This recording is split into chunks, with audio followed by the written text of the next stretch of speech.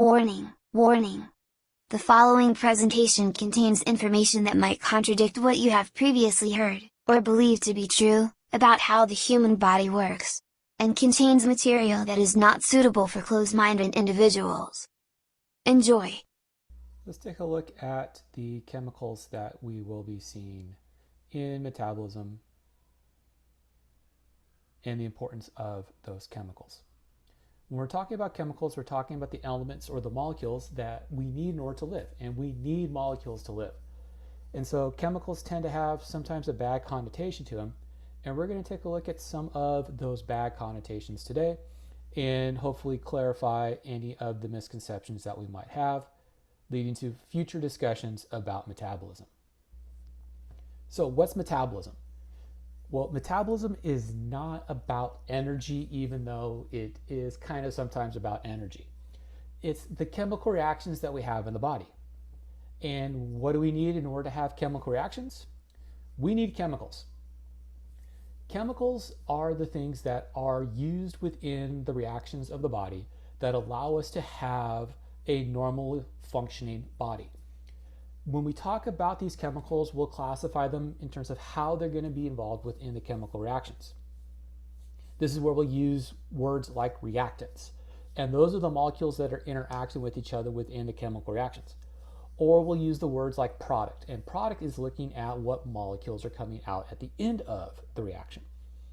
In some of the metabolic reactions, we'll have things known as byproducts, and byproducts are really those molecules that form during the reaction but don't necessarily continue within the metabolism that we're looking at, or don't seem to have any use within the metabolic processes and will go about being eliminated by the body. Now, just to confuse everybody even more, sometimes we'll use the same word to describe a reactant, a product, and a byproduct. And so you may hear or read about things known as substrates or metabolites. And when we talk about substrates and metabolites, we're simply talking about reactants, products, and byproducts. Other terms that we need to be able to be aware of, and these include things like a metabolite, which is simply those things that are used in the metabolic process. A toxin, which is a metabolite that will interfere or may possibly stop metabolism. Or a poison. And a poison is a metabolite that will stop metabolism. And in the cases of toxins and poisons, these are what's referred to as dose, that is how much is there, and duration, how long am I being exposed to that metabolite in terms of its overall effect as being toxic or poisonous. Everything has the chance to be toxic based off of how much is there and how it's going to interfere with metabolism. The difference that we see between a toxin and a poison is that poisons tend to be lethal, whereas toxins tend not to be as lethal as poisons. Okay, I understand. We're already a little too much here. So what's a chemical? And this is where we're going to kind of go back to our junior high and our high school science classes, and for some of you into your college classes. And we're looking at the stuff in chemistry that we reference within the periodic table of elements, and then how those elements are going to interact with each other to form all of the bigger chemicals within the body. And so when we look at these chemicals and we look at these molecules, we start with the atoms, which is going to be the building block of the molecules. And those atoms will start to interact with each other to form a little bit bigger molecule. A molecule is simply just multiple atoms put together. And then those molecules will start to interact with each other and build even bigger molecules, which we refer to as macromolecules, macro simply being bigger. And when we look at this, what we do is we look at, okay, what does the body need in order to survive? And this is where we look at atoms and molecules as the building blocks of everything that we have within our body. In this, we divide them into three distinct categories. And the three distinct categories we have are what's referred to as major, minor, and then trace. Major, minor, and trace is not about importance. It's about how much is there. And we usually start with the elements and then build from the elements into the molecules. And so our major, minor, and our trace elements is all about how much mass, how much amount is there. The majors we're going to need in grams and kilograms per day. The minors we're going to need in milligrams to grams per day. And then the trace we're going to need in the very smallest amounts that we tend to measure, which are the micrograms per day. So what are the major ones? The major ones are going to be oxygen, carbon, hydrogen, nitrogen, and then we can toss in phosphorus. Phosphorus could also be classified in the minor elements, but the principal minor elements that we look at are calcium, potassium, sulfur, sodium, chloride, magnesium, and iron. And then the trace elements, boron, chromium, copper, fluorine, iodine, zinc, and manganese. If we go back and think about the listing of metabolites in terms of metabolite, toxin, poison, we tend not to have any type of toxicity issues when we look at our major elements. However, as we start getting into the minor and into the trace elements, if we start over consuming those elements, we then have to worry about toxic issues that come about. And we'll talk about that a little bit more in detail when we look at nutrition issues in subsequent talks. So those elements will start to interact with each other. The atoms will start interacting with each other, start building bigger things together. And those bigger things are the molecules. And molecules are simply just chemicals by another name. And so we have to look at a couple of ways in which we talk about things. Anytime we talk about sugars, we're talking about carbohydrates. And one of the easy ways to recognize if I'm looking at a sugar or a carbohydrate, if I'm like reading any of the nutrition labels, is to look for things that end in OSE, glucose, sucrose. Those are the sugars. Cellulose. Sometimes we use different words to describe some of those sugars. So like cellulose is also referenced as fiber. And then we have fats. Fats we reference as lipids. In these we can also call them fatty acids. And the reason why I call them fatty acids is because part of the molecule itself has what we call a acid end to it. That's an end that will give away hydrogens to cause the pH of the molecule to be less than 7 in a water environment.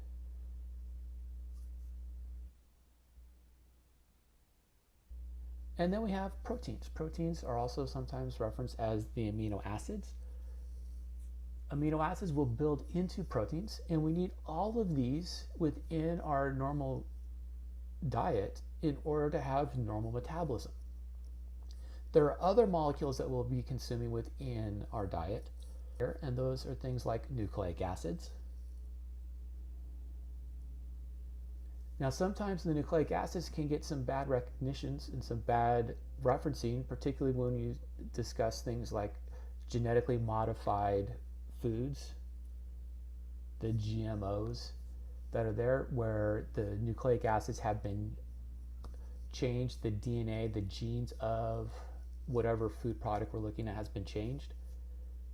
But one of the things we have to remember when we look at all of these molecules when they come into the body is that all of these molecules are going to get broken down into their base units, the smallest parts of the big molecules, in order for us to use these molecules to build things. And so one thing we have to remember is that our cells are great builders. They are great factories, put quotes around that in terms of an analogy, that allows us to build things and build things and build things so that we're able to survive. We're able to live. Other things that we're going to take in are things like vitamins. Vitamins, just like with the trace elements, and the minor elements, kind of have a maximum level for them, in which if we overconsume some of the vitamins, we might have toxic issues that can come about. There are a lot of vitamins that are necessary for us to have the chemical reactions that are taking place. However, if we have too much of some of them, we can have issues within the functionality of tissues where they start acting like toxins. Other molecules that we're going to need are things like ions, and we'll get to what ions are here in a second. Now, sometimes we get worried about chemicals because they kind of sound scary. And they kind of sound scary because when we talk about molecules in a scientific sense, we usually use the big science words. And so just because something might have a scientific name doesn't necessarily mean it's something we have to be afraid of. Here's an example I like to use a lot. Dihydromonoxide. So di, 2, hydro is for hydrogen, mon or mono, 1, oxide, oxygen. And so if we look at it in terms of how we'd write this in our chemistry class, that would be H2O. But how would we talk about this in everyday life? Well, that's just water. So, water's not scary. However, dihydromonoxide can sound kind of scary. And so once again, we start looking at these words within the chemical nature of metabolism. We just remember, big scary words aren't necessarily big scary words. They're just how we would explain it scientifically. And I understand that sometimes we don't do a great job explaining those big scientific words so that they're easily digested. Like water is a very easily digested word, but dihydromonoxide, not so much. Continuing on looking at these various types of molecules, one of the ways in which we look at molecules and how molecules will be able to interact with each other in terms of metabolic processes is how are the molecules shaped? In this case here, we have two distinct ways of looking at molecules. And those two ways of looking at molecules are things like whether it is organic or inorganic. Now, organic might have a connotation to it, a meaning to it outside of the scientific conversation of metabolism. Like if you go to the store, you might see things that are organic or organically raised. Well, what does that mean in terms of the material that we're eating versus something that is not labeled as being organic? Well, organic in terms of our chemicals is just something that happens to have a carbon in it. And all of those molecules that we need to eat in our diet, the carbohydrates, the lipids, the proteins, the nucleic acids, those are all organic. And so to say that you are having an organic diet, well, every diet is an organic diet because we're eating organic molecules. Whereas an inorganic molecule is something that doesn't have carbon in it. And so what are the things that might be inorganic that we would have in our diet? Well, water. Water is an inorganic molecule. It doesn't have carbon in it. It's simply two hydrogens and one oxygen put together. Salts. The table salt, the sea salt, the pink Himalayan salt, the not so much salt because we have to watch how much sodium we have in our diet salt. Those are all inorganics. Now, the other way that we can look at this organic and inorganic relationship is by the shape of the molecule, and those are sometimes referred to as polar and non-polar. And what we're really talking about with polar and nonpolar is will that molecule or will that element or will that atom be able to dissolve in water? If it's able to dissolve in water, then it's polar. If it's not able to dissolve in water, then it's nonpolar. The other way to look at how the elements and how the atoms are going to interact with each other is based off of how the atom is set up within the molecule. In this case here, we're going to look at specific things known as ions. And in ions, what we have is we have atoms or molecules that don't have an equal number of electrons to their protons. And we have two distinct classifications here. And the two distinct classifications are referenced as cation, that is, I have more protons than electrons. And these are things that are going to be found in the first two columns of our periodic table that we reference to in our chemistry classes, heading out to about the third column in our periodic table and in our transitional elements. And we'll see them when we look at references to them as having a little plus indicator next to the symbol for the element.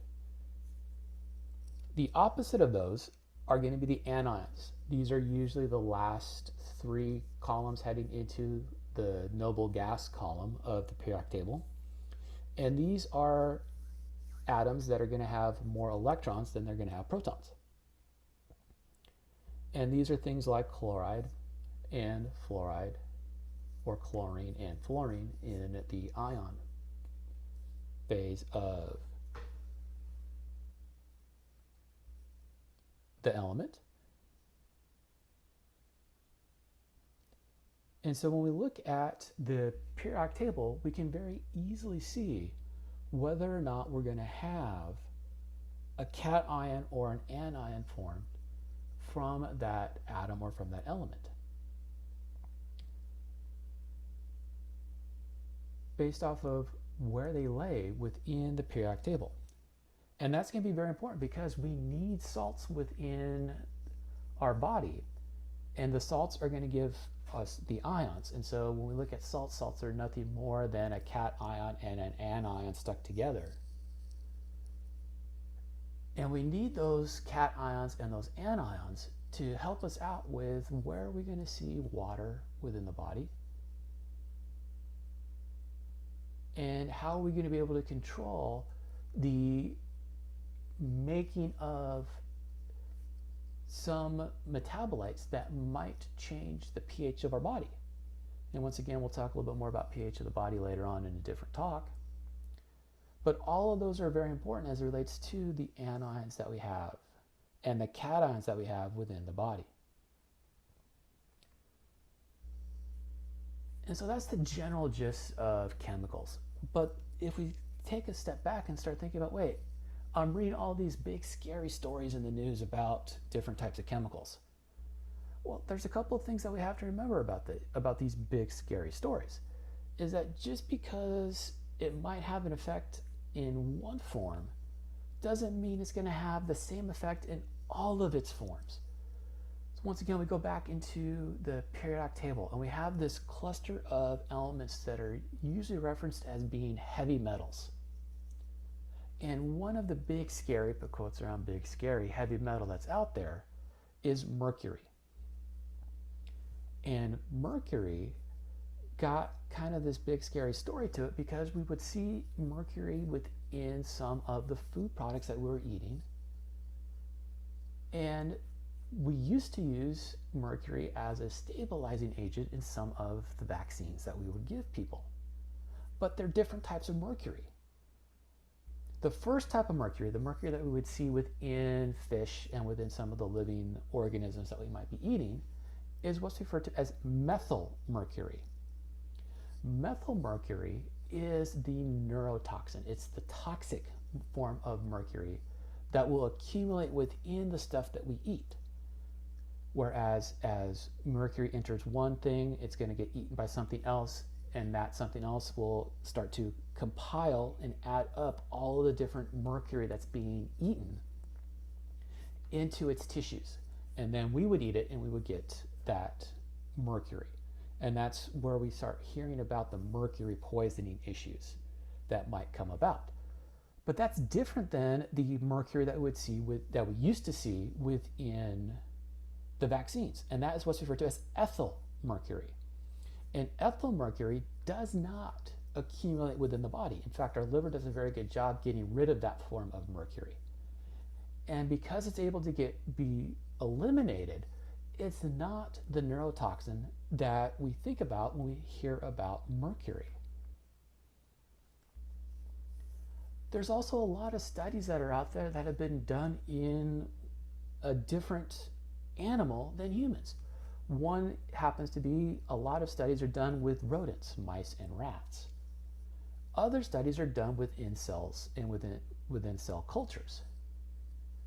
There's a recent study that's out there that says that the alternate type of sugar, the sugar substitutes, might have some sort of effect on the DNA within cells.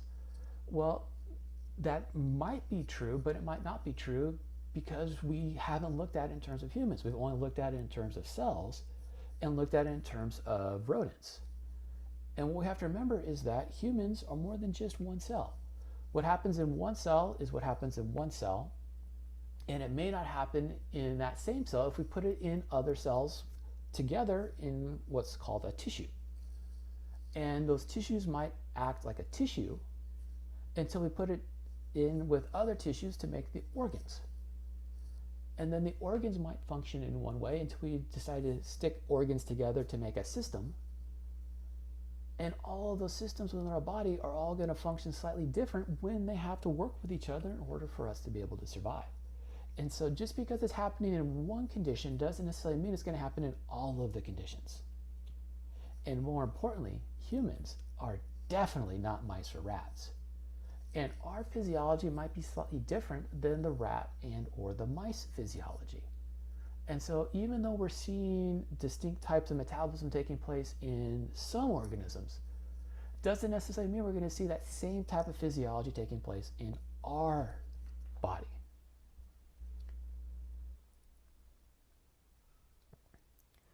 So let's put this all together. What can we remember, or what should we take home as it relates to understanding about chemicals and metabolism? And once again, this is just a stepping stone to other discussions on this topic. So we may use lots of big words when discussing chemicals, but big words shouldn't automatically mean scary thing or dangerous thing. Scientists tend to use scientific words, and sometimes those scientific words can scare people. And we just have to remember that we're not trying to scare you, we're simply trying to communicate in a way that all scientists know exactly what we're talking about. Chemicals are necessary for living, and everything we eat is made of chemicals. And so you can't have a chemical-free diet, because if you have a chemical-free diet, then you're not eating. Toxins and poisons are dose and duration dependent effects. Just because a molecule has one effect in one condition doesn't mean it's going to have the same effect in all conditions.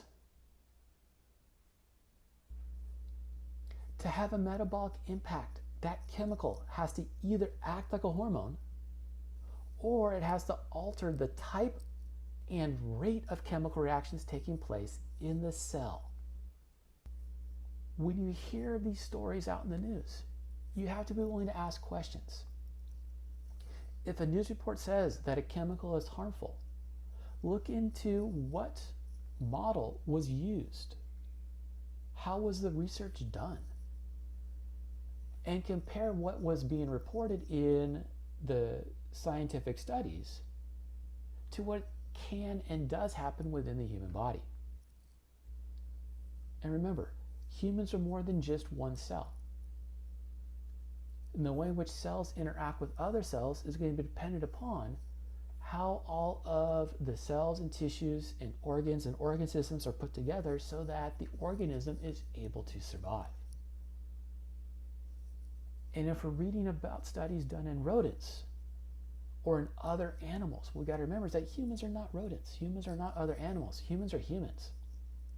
And just because it's an issue for that rodent or that other animal doesn't necessarily mean it's going to be the same thing for humans. Well, thanks for listening. I hope you found this to be a little informative, raise some questions for you, and stay tuned for more discussions on the topic of metabolism in the near future.